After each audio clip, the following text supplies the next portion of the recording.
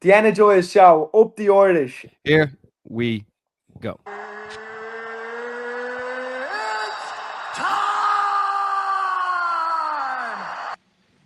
Okay, what's going on, guys? And welcome to a brand new episode of Energized, brought to you by Or Kings Competitions. Ross, are you intoxicated or something? Introduce the guest, man. Today we have the man, the icon. He is the owner of Holohan Martial Arts. He is a UFC legend, and he is the coach of the one and only Mama B, Shauna Bannon. It is the legend himself, Paddy the Hooligan Holohan. Paddy, how are you doing, my friend? Yeah, all is good, man. Life is good. Blessed. Go on, the Hooligan. Life is good. Life is good. Paddy, tell us this. Obviously, we saw Shauna have a fantastic win, and we got into that. But one of the best moments I've seen is about 20 people grouped around the phone when Shauna was announced that she won a performance bonus. Did that feel like winning the fight a second time over?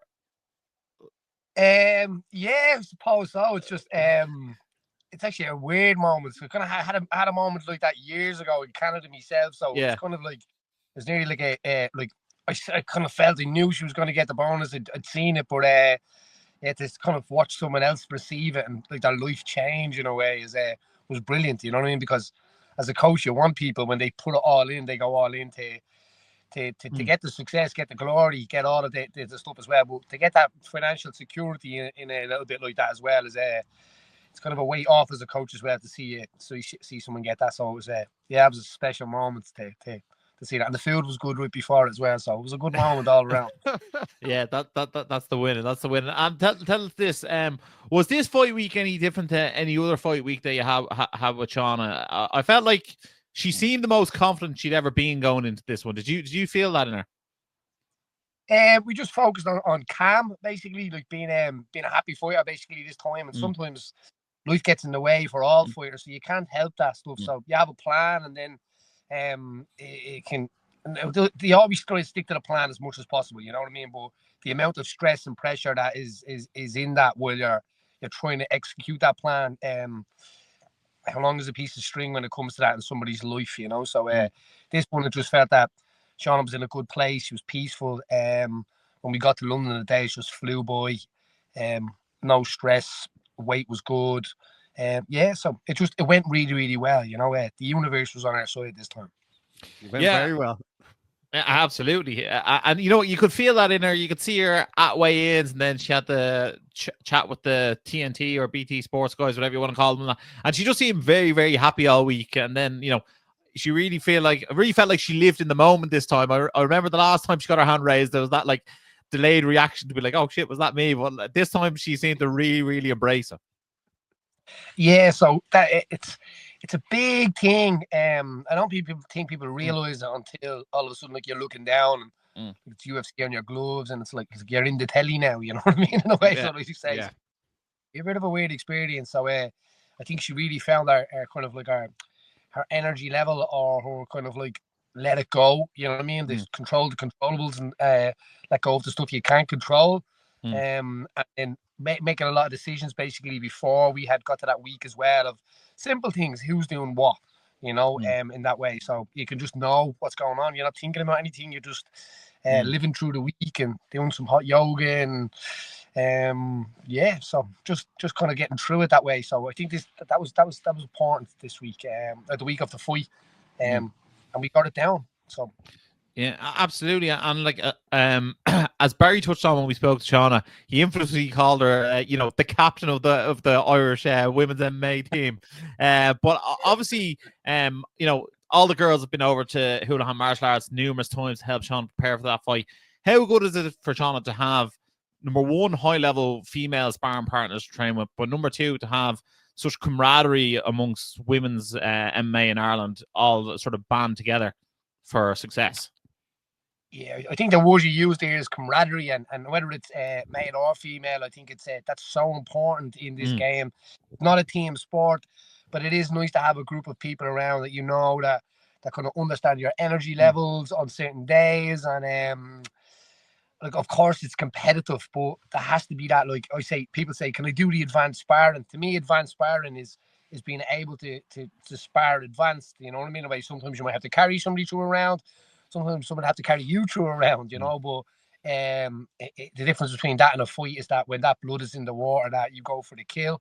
The difference between sparring is that you're trying to get as close to them moments as that as close to that output as you can as well, without getting hurt. So you're trying all camp not to get hurt, and then you end up on fight day, which is damage day, basically, in a way. So kind of that relief of not hurting someone else and not getting hurt yourself is gone, because it's that's the issue of the aim of the game then on that day. And then the day after that is recovery. So if you kind of break it down into that way, watching them all get together, spar, do their thing, and then and just try and guide that as much as I say I can from the outside of like making sure that they're both getting a thing from as well, because a lot of them obviously they travel all over different gyms. When they come to my gym, I try to make sure that everybody is looked after the same, it's equal, and everybody kind of gets something from it, which is really important, you know. So I think it's small little island. It's been a long time coming that we should be doing that a little bit more. There should be a lot of initiatives around groups, like different teams and different groups coming together and sparring more. And like we've got light lads in this country and stuff like that, and they should be meeting up at times and getting training sessions in and linking together, you know what I mean? A little bit more. So for such a small Ireland, there's I won't say a division, but there's just not that maybe initiative for somebody to bring it together again, And I think within the girls, Shauna has done that. Yeah, I think more cross training in this country would definitely go a long way. It would help people build and grow together. And I'd love to see that, especially considering, like, as you move into your pro career, the chance of you fighting those people gets less and less as time goes on. And if you are going to fight them, like, hopefully it's at the very highest level for the biggest rewards possible, you know. But Paddy, tell us about the actual fight itself, because Shauna obviously took it out of the hands of the judges, but were you shocked? I don't know if you've seen this, that two of the judges actually gave round one to Tomar. I couldn't believe it. Blown away. Like, that scares me, it does, you know what I mean? It just scared me. I said, this is Goose and Dad and Sorry coming over here. How do you come? Thought they were going to come harass me boys in the car park at the meditation jiu-jitsu, you know, so. That's all right. Lad.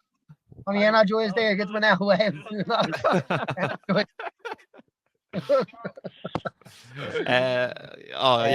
You up the lads anyway. What happened with the judging there? I absolutely blown away.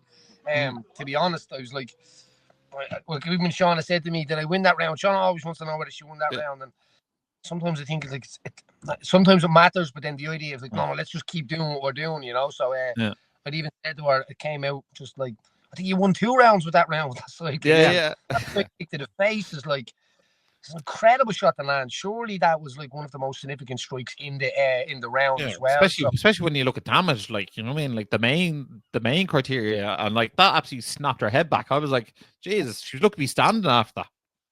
And then volume as well, you know what I mean. So Shauna had more shots. I think her opponent had more hands, basically, but Shauna had landed like kicks in different sections as well, to head and body and legs, you know what I mean, to all targets. So I don't know what was going on there, to be honest, but I think it was evidence on that night that people had a little bit of problem with the judging. So that would have been like a hard thing when you think of it. So these people are training their whole life. There's no consequences for judges, and there should be, or they should have to literally go to a press conference after it and explain their reasons, what they did, you know what I mean, why they did. It's like judging in MMA is like the Irish government or something, you know what I mean? It is. You can do what you want, make as many mistakes as you want, and still get the paycheck. Lessons were learned. You know, that's what it is. There's no lessons. No one's even writing it down. But, for example, they took that round, basically, say Shauna obviously gets dropped in the second round. It happens a different way. Say Shauna recovers, basically gets back to her feet and wins the next round. Everybody would have been standing there waiting for Shauna to get her hand raised, I would feel. Yeah. But then they would take it away because she would have lost 2 rounds in a row. Even if she clearly won the 3rd round. That 4th round would have been a big decision in her career and stepping forward. So it really needs to be getting done better than that, especially at that level. Like, you're not It's not up the road in an arena somewhere. You know what I mean? It's the top of the world. But like even you know when you watch the fights and like the tweets come up in the corner and a lot of time people are scoring them or whatever. I don't think there was one person who didn't say Shauna won the first round. And normally when the Irish people are fighting, me and Barry would be texting each other during the fights, and I'd be like, oh, 1-0 Shauna. And you know what I mean? And we'd actually, I know most people say, oh, you probably watch the fights with those Irish sunglasses on, if you know what I mean. But normally, like when I'm watching the fights, I'm almost like trying to score for the other person to be like, to be as like, you know, harsh on the Irish person as possible, to be like, oh no, don't think they won it. But like I was like, no, that was easy, 1-0 Shauna, like next round, let's go. You know what I mean? That was insane. Exact same. I was the same, and I usually wouldn't be that confident in the idea of saying, like, I try to be as biased as possible, actually towards the other person in a way, given it, trying to see it through their eyes. But yeah, that's a clear one. And then getting out of the cage there, I was like, we just got to keep going this way. And then obviously a few of the corrections stay out to the left, and just some of the corrections that we've done in between. But I was thinking, like, if this continues the way it's going here, it's going well. You know, we just got to sharpen some of the stuff up that she was doing in the first round. Maybe go back to that side stomp that she was using on the leg right at the start. It's really, really good shot. But we would have been. She would have upended that arena if she hadn't got that decision based on that. Oh, big time. And then obviously, Paddy, you were close to the action than anyone when she ate that head kick and she was dropped at that time. Like, did you think that was it? Did you think she was out at any stage? From being in the corner. I don't even remember what I was thinking at that time. Do you know what I mean? I think I was more like, oh no, like this is that sport. You know what I mean? Where I was explaining to guys that were asking me there, like, it's this kind of sport that you could be going really, really well. Everything's going well. You make a mistake, basically. You go left, basically, then in the idea. So it doesn't work out your way. You don't survive that head kick, and you go down into this darkness, this kind of depression, this kind of like so hard, because you can't just snap out of it, because it needs needing like a wind to snap out of it in a way, trying to explain it. But then you have these moments where you come through, and on the other side, it's everything. It's everything that money can't buy. It's the people who are the most famous actors or the famous sports people in the world are sitting front row to try and get a little that feeling. So that's what you're playing for in this game. Is alongside obviously the financial rewards and stuff like that, is that the stuff you cannot buy is in there. You know what I mean? But you're gambling with the darkness as well. You know what I mean? Because it's not easy to be coming through them stuff. So anybody that steps in there gets my respect. And I think the more I'm around the game, the more I understand that as maybe like a spiritual kind of like development as well as a sport, you know, but maybe more towards the idea of like people developing through it is what I'm enjoying more now, rather than they're like we win, they win kind of thing, you know. Obviously you want them to win all the time, but going out there and growing every single time, I think, is important. Yeah, absolutely. It is important to grow both, obviously, in terms of skill set and in your own person as well. So like, and that's something that I feel like you definitely, you know, push on your own Holohan martial arts disciples. You know what I mean? You're big into your character building, which is great for them. And obviously, Shauna showed great character coming back and getting that armbar. It was an absolute fantastic armbar. One or two even readjustments to get it finished, but. What's it like when you see someone who's known for this mad strike and background to pick up that submission win, like, under your tutelage? Because, you know, us in Ireland know she has good jiu-jitsu, but I feel like, you know, UFC, like the commentary team, are sort of giving her background, and, you know, they just love talking about her kickboxing background. They don't really give her as much mixed martial arts or jiu-jitsu credit, but like, she knows herself that, like, we've seen her go to the Worlds and win a purple belt, and we've seen her submit some of the other top Irish women in MMA and grappling competitions. So like, we know her credentials are there, but how great is it for her to get an armbar on the big stage? Yeah, like that whole moment was like an Undertaker moment, basically. That's the way to explain it, you know, like back in that kind of energy where you were a kid and the Undertaker set back up and was just going again. That was that moment. Yeah. They all got over, I think, the 5 second of like, and it's still going. And credit to the ref as well. Hats off to the referee. Sometimes refs can get a little bit of a shock and jump in, you know what I mean? Where he was on point there. It was good wrestling. Like you see weird things where people are like, "Oh, that's not fair. She got knocked out and then she won by armbar." It doesn't work like that. Yeah. It doesn't work like that. She got hit with a heavy shot. It's fighting, and he let it continue. And then the senses come about quick. You know what I mean? The body's good, and then the arm's kind of slipping out a tiny little bit, and she keeps hold of it, crawls it up a little bit, and then her opponent makes a big mistake by putting her weight back down onto her knees. And Shauna capitalizes with it. And there's been times in fights where she's been that close to getting that armbar, and we came back and went over it, and then this time she did the spin under rather than kind of stacking herself. Yeah, able to execute it beautifully. But that was a beautiful armbar. Someone trying to execute that without having been hit with a head kick would find difficulty at that level. You know what I mean? So try doing it after a head kick as well. So it shows that her levels of grappling is there, that she instinctively has that subconscious dangerous grappling, even when the chips are stacked against her. So, and that's when it matters. That's the only thing that matters. Jiu-jitsu was made for fighting. Fighting wasn't made for jiu-jitsu. So it's a great kind of, if you land a shot like that on a battlefield and then you get your arms snapped off. It's the way it goes. You know what I mean? That's what it was made for in a way. So it was. Everyone knows how good she is at jiu-jitsu, but she's really, really high level, and I think she's going to use that a lot more going forward. Yeah, well, it worked, didn't it? Yeah, Paddy, can I just ask as well? The great thing, obviously, like with the UFC, I know with other organizations, you have the corner cam, and they saw you all celebrate. Like, but like, just can you sort of describe exactly what it felt like when you saw Shauna actually get the win there, and obviously the arena absolutely blew up.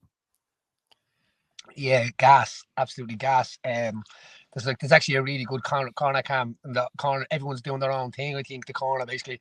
I literally just jumped up and legged it over there. Like I don't even know what I was doing over there, but I just legged it over there just to jump. You know what I mean? In a way, I couldn't. And then Gary Rooney's having a heart attack, as you can see, and just like he's going. And Bannon is being calm. Martin Bannon, you know, he's definitely the buffer between, I think, me and Gary to stop the whole place from going on fire. You know what I mean? In a way, so yeah, it's a good mix of people. But if your corner's not celebrating like that, are they really your corner? You know what I mean? In a way. Yeah, that's true. That's very true. You don't want too much of it in an emotional thing where everybody's just really, really nervous. But the idea of like when it goes, we're allowed to let it go, and yeah, it's beautiful. It's beautiful. Like to see, not just to see Shauna win like that, but to see someone raise that flag. You know what I mean? And get that win for Ireland as well is another kind of cherry on the cake when it happens. Yeah, exactly. Yeah. Absolutely, and then to sort of touch on that, Paddy. Obviously, you're a man who's made a lot of history in the sport yourself. You're a massive historian across like Irish culture and Irish history. And like I suppose now, every time Shauna Bannon makes that walk, she'll continue to break your good friend Aisling Daly's record, who's a massive supporter of her as well. What's it like knowing that like every time Shauna, she gets her hand raised, she has another fight, she gets a knockout, gets a submission, she breaks a record every single time she makes that walk now? Yeah, I think it's incredible. I've been blessed to be involved with women's MMA as close as I have been, especially for the level that it's been at. Two of Ireland's staunch fighters basically have made it to the UFC level. I've got to watch that rise and be part of some of it. So it's an actually honor to be able to say that. But to see the way that like even Aisling has laid that up, basically watching what she had to do back in the day to get it where it is, and then to see where the whole sport is now, and then to see someone as strong as Shauna and as honourable as Shauna to be able to notice that as well, and give her honour back to Ash as well for that. You know what I mean? It's like passing the baton. But yeah, so when you're going out there and you're not just fighting for financial, you're not just fighting for legacy, you're fighting for history. You know what I mean? You're fighting for putting one on the scoreboard, one on the history for scoreboard, the folklore for your own family's name, basically with the tricolour beside it is no pressure. You know what I mean? No pressure.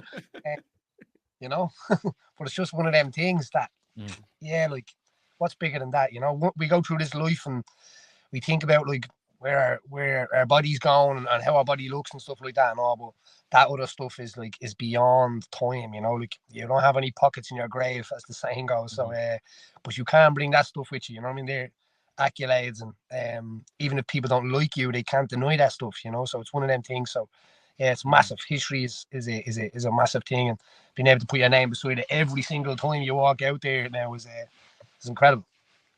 Yeah, well, Paddy, as you Paddy, say, that was absolutely beautiful to say that, man. That was unreal. yeah. Well, look, the name Holohan, Daly, and Bannon will be in Irish MMA folklore for a very, very long time to go. And look, long may the success continue. So I suppose Shauna touched on fight week, saying that she'd like to get out, 4 times this year. Do you think that's achievable and attainable? I know, obviously, she'd like to do that, and she's probably fit and healthy enough to do that. But do you think the UFC schedule will allow for that?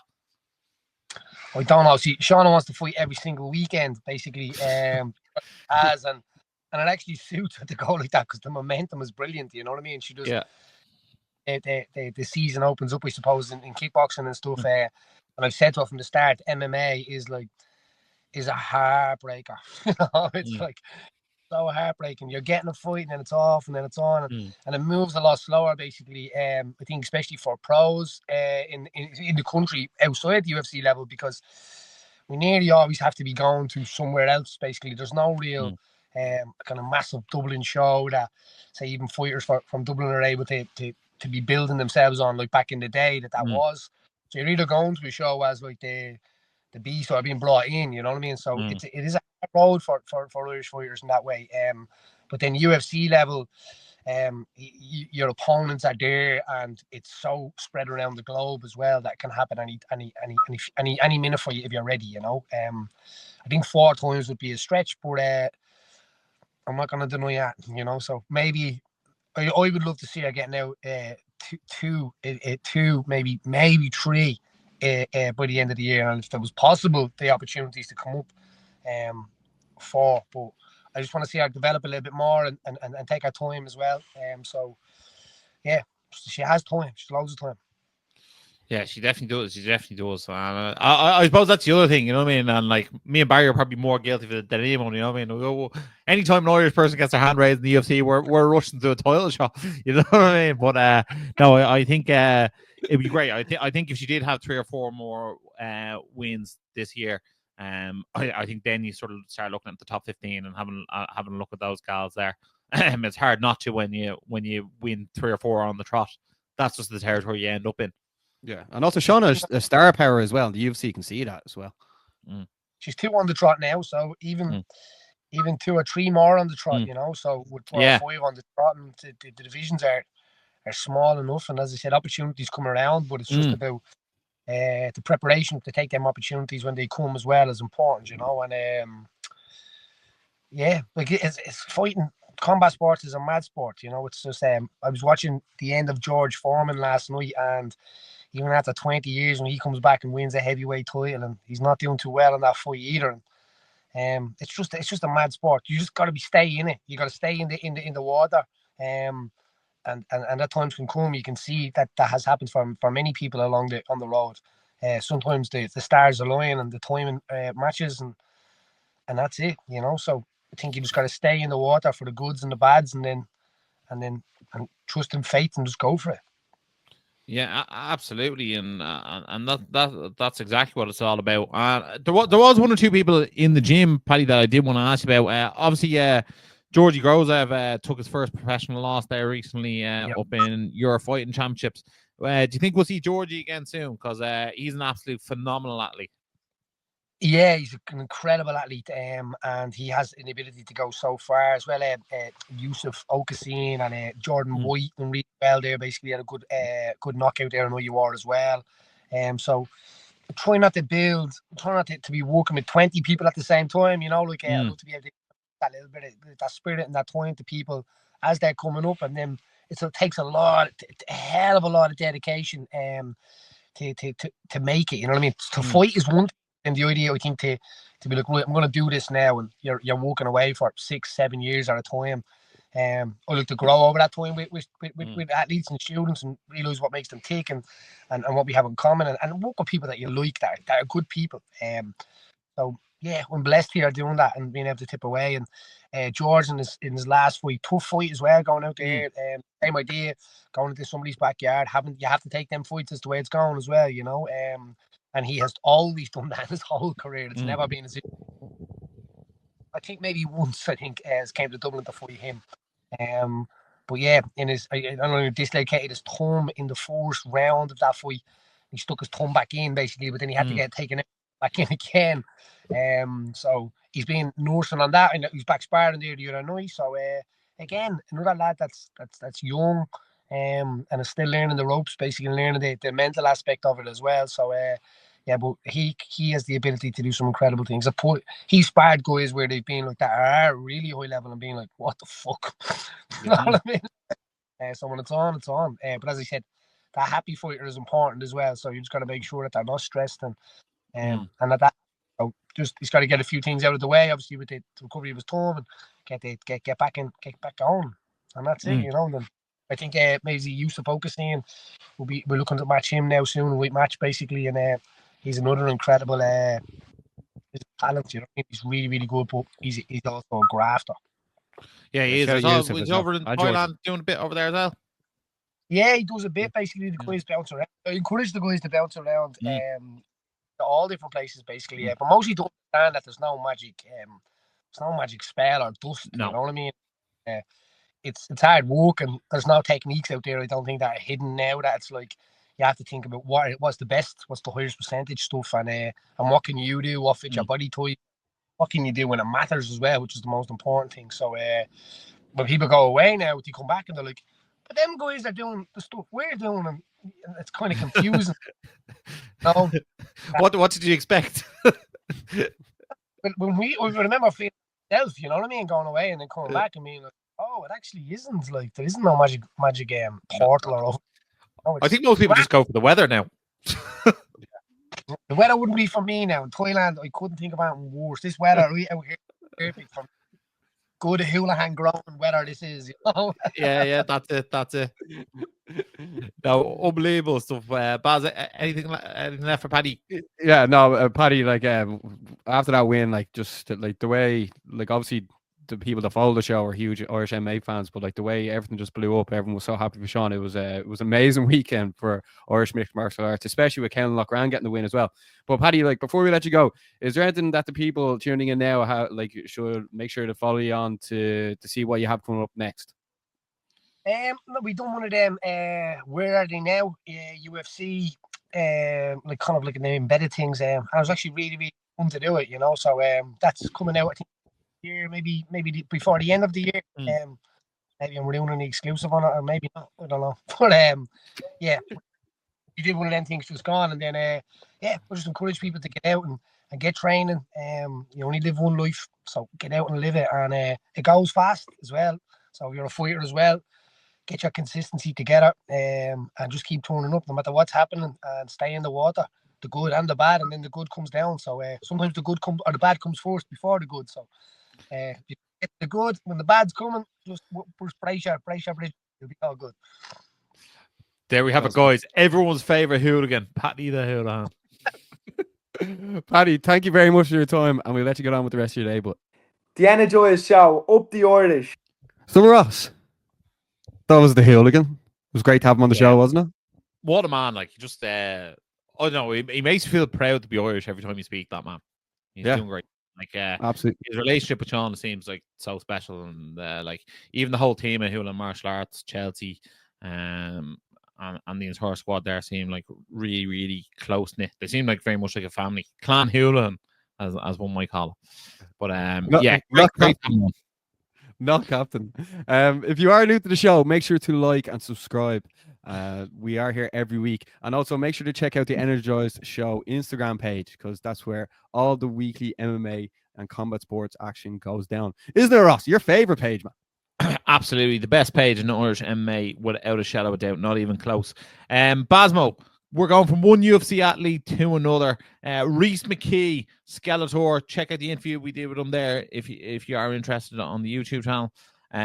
He is back in action this weekend, live from Las Vegas in the Apex. Bazo, how excited are you to see Reese back in there? And haven't spoke to him. Do you feel like this is the best Reece McKee we're ever going to get? Great question. Yeah, so Reece McKee is back this weekend in the Apex, live on the UFC Fight Pass. This was a big one, Ross. I know the Shauna one was a big one, but for Reece, this is sort of make or break. Like, I know we had him on the show in the build up to the fight. He seems more confident than ever. He hasn't fought in nearly a year, and like, this is where you put your money where your mouth is worth. This one is this is it, I think. Now, I don't want to put extra pressure on him, but I just feel like this is it, man. Yeah, I think so as well. I think he's going out here to make a statement. He's fighting Daniel Frunza, who's 9-2. From Romania.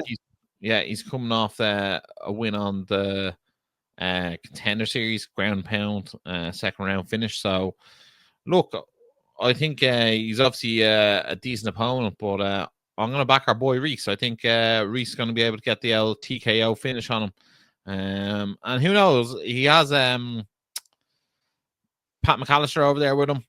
Pat's grappling is always phenomenal. Frunza has lost twice by rear naked choke, and maybe we'll see Reece implement more of a jiu-jitsu heavy game and implement a bit more grappling than we're used to seeing him. But I think Reece will continue with his 100% finish rate every time he gets his hand raised, and Skeletor is getting that dub. Yeah, and the submission of the night bonus. Yeah, why not put 50 G's in his back pocket as well? I think he deserves it. Yeah, exactly. So we will keep you up to date with that. And I will link the interview with Reece at the very end of the show as well. And then, Ross, in the main event, Josh Emmett is taking on Lerone Murphy. Yeah, I think Lerone Murphy is going to get his hand raised here. I think he's still undefeated. He is as tough as they come. I think the only thing he has to watch out for is Josh Emmett's power. And Josh Emmett is the hardest hitter at 145. And I think Lerone Murphy will implement probably a strong grappling game here to get the job done. Maybe throwing a few calf kicks and slow Emmett down and pick up the win. I think either late stoppage or I think maybe he might pick up a decision, Murphy. Yeah, Murphy's getting a bit of a strange career at the moment because he never really fights in the English events. Yeah, I sort of feel like a lot of it has been bad luck in a way. I feel like they just haven't fallen for him at the right time. He was meant to fight Nathaniel Wood, wasn't he? Yeah, I think so. Now I could have it wrong, but was he meant to fight Arnold Allen as well? He's not too sure. He's definitely someone who is on a tear at the moment anyway. So long may that last. But yeah, look, he's 14-0-1 with I think the draw come against one of the Dagestani wrestler lads. So look, his last win out was a unanimous decision win over Dan Ige. So yeah, look, he's beaten Ige, he's beaten Barboza. I think he's on the right trajectory now to really make a move towards that top 5. And why not add Josh Emmett to that list? And teammates with Dennis Frimpong and Armin Hersig. Absolutely, Manchester top team, stand up. Then so that's Saturday night, right? For people tuning in now as well, Nathan Kelly is back at the PFL World Tournament. That starts this Thursday. It goes down in Orlando.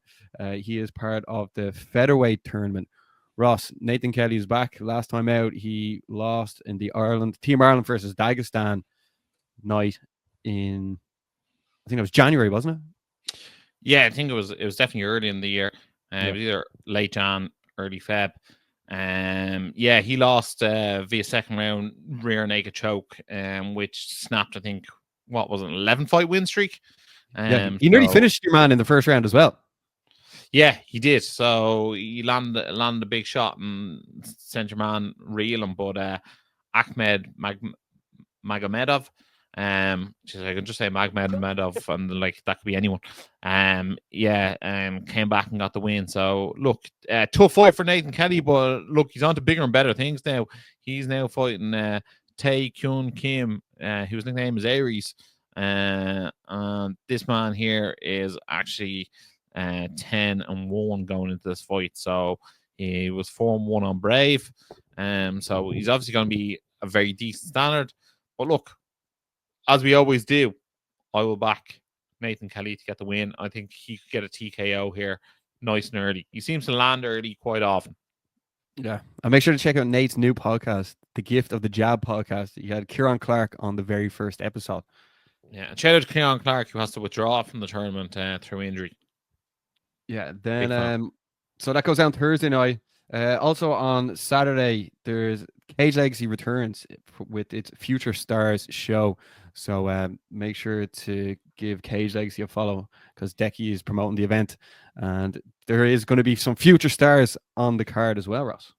Yeah, absolutely. Shout out to Cage Legacy. Would love to see them back with like a full amateur MMA event with some pro fights on it if they can. But great to see them raising some funds for a much needed cause. And then just discussing some of the action from the Irish fighters over the weekend. WOW FC went down over in Spain. It was in Madrid. Holohan fought Crazy Boy Ross, and he lost to Dr. Stoppage after the second round. What did you make of Holohan's performance? I think it was quite typical of a Holohan performance. He came forward a lot, and he gave some shots. He ate some big shots. It was like, they say he's got a Diaz-like style, and that's what it was like. You know what I mean? He's he very heavy with the boxing. I saw one or two leg kicks thrown as well, which I thought was nice to add to the repertoire. But I felt like he was just oversized in there, to be honest. I felt like his opponent's punches had more on them than Paz did.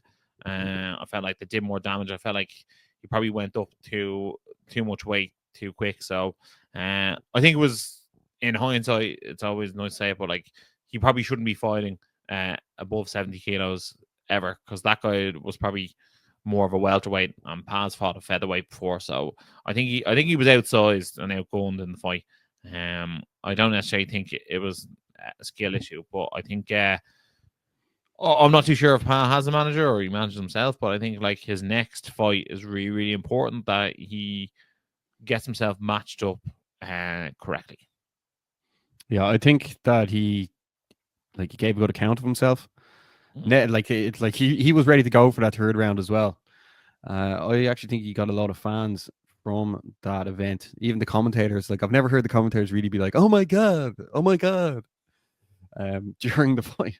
So I wouldn't be surprised if he was brought back again and like fought it at his actual weight class, because he gave a great account of himself as well. But Ross, the biggest winner from the weekend was the one and only Sinead Ní Nuallain, who won in her debut BKFC fight in Manchester. Ross, what did you make of this performance from Sinead Ní Nuallain? Yeah, Sinead looked really, really good in this fight. She came forward a lot. I think she was the underdog going into the fight. Her opponent fought in BKFC before, and I think anytime you're fighting in bare knuckle for the first time versus somebody who's done before, you know what I mean? It's going to like, I'm sure that first punch is not nice to take. So Sinead was definitely the aggressor. I was like watching most of it, but like I was also out at the time. So like from what I could see, like I knew she'd won 3, if not 4 rounds. It was hard to tell exactly which ones. But like every time I was watching, like she was coming forward. The overhand right seemed to be like the shot that was kept on landing. But she's I was saying to Barry afterwards, I was like, because she's so typically Irish, she's always going to look worse for wear than her opponent. Like, they just like being so fair and being a redhead, she was just always going to mark easier. So like she's always going to almost like look like she got beaten up in the fight. And I'm sure like her opponent did land some heavy shots, but I thought if you take it score for score, strike for strike, I thought she landed the more strikes, and I thought she was more aggressive, and I think that's how bare knuckle boxing should be scored. And also shout out to Connor Cook, who got like one of the most viral knockouts in BKFC history. He absolutely flatlined his opponent. That looked like get the body bag out straight to the mortuary. Don't stop it, go. Here we go. That was Baz. How vicious was that knockout? Very vicious, man. The BKFC knockouts are crazy, man. Yeah, you folded him. Sinead going to create a history as well. Yeah, first ever Irish woman to get their hand raised in BKFC. So yeah, shout out to her, and like, there was a massive emotional outburst when she done it. You know, she embraced Brad Pickett, and she was like, "I did it." That's the first win of her professional combat sports career. So look, maybe that's her home, BKFC, because I always thought her striking was quite good. I felt like she comes in with these sort of blitz attacks, and they seem to be really, really effective for her. And yeah, I think why not? Like, I'll put it this way. If you ask me, am I more excited to see Sinead Newland do an MMA fight next or BKFC fight next? I'm saying BKFC. Yeah. No, but it was absolutely epic to see. And then next week, Ross, we will be covering Rhys McKee's bonus victory at UFC Vegas. We'll also be looking towards UFC 314 as Volk takes on Lopez, and also Rhys's fight Max Ali, who's in the Volk camp. Yeah, shout out Max Ali. Also LFL Tiernan Lockran will be back. There's a few people. D Begley will be fighting in WoW FC. King Cowley will be fighting in MMA Gala, and Rat MMA will be going down as well. And Paddy the Baddy will be on that UFC 314 card as well, taking on Michael Chandler. And that's like, anytime there's a Paddy the Baddy fight, everyone is tuning into that. Ross. Oh, and PFL will be on the Friday, the 11th. Kieran Clark was meant to be fighting that, but he's unfortunately injured. So next week will be an even more jam-packed show. But look, Ross, we had Paddy the Hooligan on. I think I called him Paddy the Holohan either earlier as well. You just too go many with H's. Too many Who's. Too many Who's. Oh man, do you know what? It was just like having Paddy on. Like, he's just an absolute Irish legend. Like, yeah, he's headlined the UFC. He headlined it once here in Dublin. Connor's headlined it once, so he's created history himself. Oh yeah, loads of history. Yeah. Loads of history. Yeah. And his birthday is in May, by the way, for people tuning in. Ross. What a show, man. What a show Indeed. Guys, thanks a million for following us along. Make sure to like, share, subscribe, smash that subscribe button. It is free. You get all the Energized content. The more you interact with us, the better we do. The better the show gets, and we love it, and the better Irish MMA will get. So guys, thanks a million for all your time, and as always, stay energized. The Energized Show, up the Irish. It's the face that runs the place, Chaos Curtis. I want to thank the Irish MMA community so much for getting behind me. Yup, the Chaos Cartel.